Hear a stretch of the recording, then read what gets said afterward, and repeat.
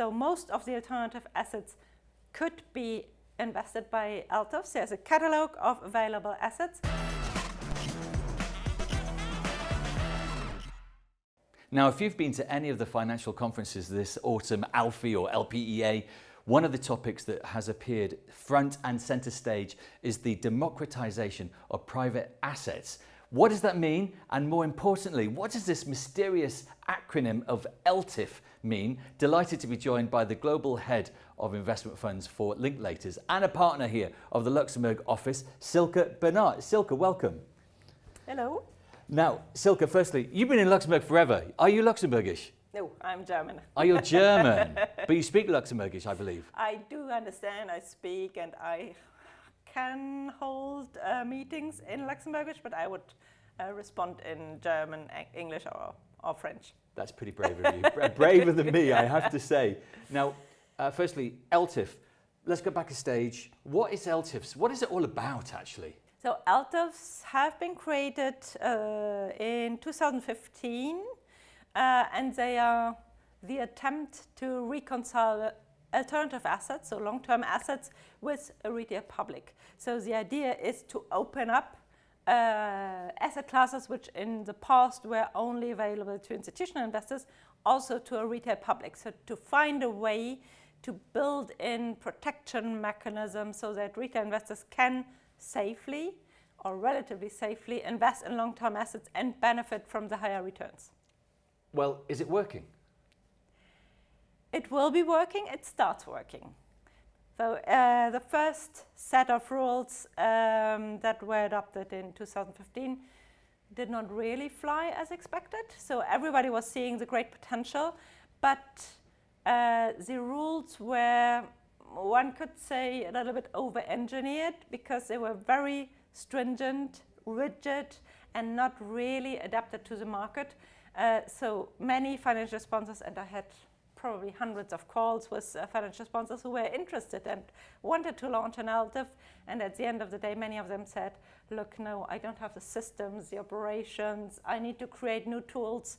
That's too complicated for me, so I will rather wait. So you got on the phone, you called the European Commission, you said, guys, we need 2.0, something like that? Not me, but yes, to some extent. So the EU Commission reached out to an expert group, which expert group then reached out to various industry committees, people, and I was very happy and honored to be part of these people they spoke to understand why is the LTIF not flying, what is the problem, what are the barriers on the asset side, on the investor side, what is the problem. So they really took quite some time, and it was really encouraging to see that they were really in listening mode. They wanted to understand, and they did. And so they came up with this new LTIF 2.0 proposal, which has now been adopted and is there. And have the rules come into effect yet?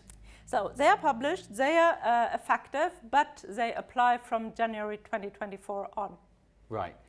I'm interested to know, who is driving this? Is this because, as they say, asset managers, they've got capital and they really want to invest it, or is it because they've got ideas and they want to attract new capital? I think it's driven from both sides, both GP and LP. Well, it's not always LPs because it's sometimes simple shareholders if you speak of retail people.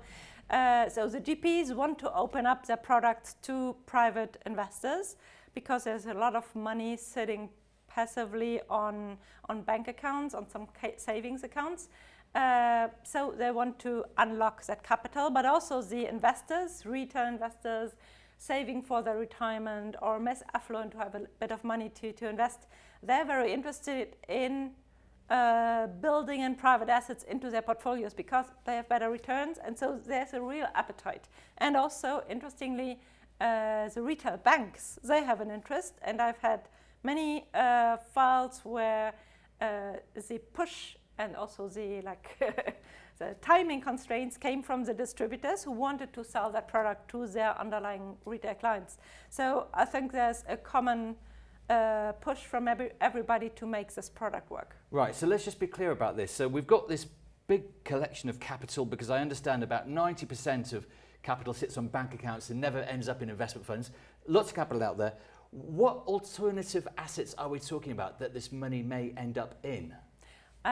It's not everything, but it's a lot. So most of the alternative assets could be invested by LTIFs. There's a catalogue of available assets, but which include almost all the asset classes you can imagine. Private equity, private credit, infrastructure, renewables, real estate, green bonds, securitization under certain conditions, and even target funds. So you can now invest into target funds. Again, there are some limitations, but you can structure a fund-of-fund LTIF and thus, again, open up your existing portfolio of assets to retail investors. And from a Luxembourg perspective, I know that UCITS and AIFMD sort of have become global brand names, and Luxembourg is sort of in the center of this ecosystem. Is your hope that LTIF will be added to this list of acronyms that we're famous for? My personal hope is yes, and I think we are on the right way. So if you look at the statistics, so there is a list of all LTIFs having been approved in Europe. The last time I looked it up, like 3-4 weeks ago, we had like just less than 100 LTIFs in Europe, out of which 60 were in Luxembourg. So we have almost 2/3 of the market.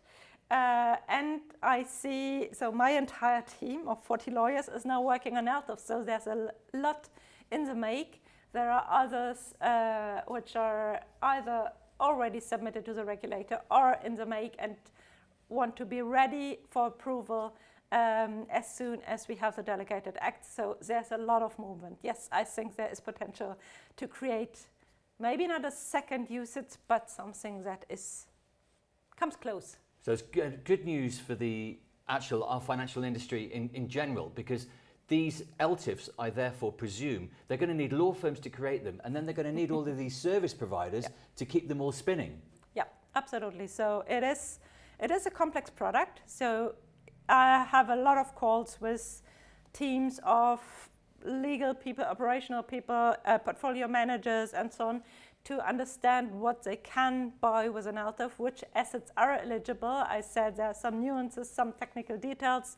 So yes, it requires cautious structuring, but I think it's good for the ecosystem, and it's also good for Luxembourg. We are lucky to have a regulator who is really very experienced in LTIFs and very open to understand how the LTIFs in the market are functioning and what the needs are, and to respond to questions. So it's a really good example of having a close approach with a regulator. Okay, final question on this before I let you go is that investor protection is another topic that's often talked about, and of course it's something that is very important to both the regulator and to all of us really. Is there a risk that if there is a scandal in an LTIF, could this derail the project? That risk always exists. There is no product without any risks. You could always have scandals if somebody is circumventing rules, abusing mechanisms. But I think the LTIF is a very well-structured product with a lot of safeguards, a lot of regulatory scrutiny, although being pragmatic, but they try to really understand the product and the risks involved. So I think it is a very safe product, but you can never exclude any risk in the world. So it could happen, but I think everybody, the industry, the regulators, I think also the distributors, everybody is working to make sure there's no scandal happening.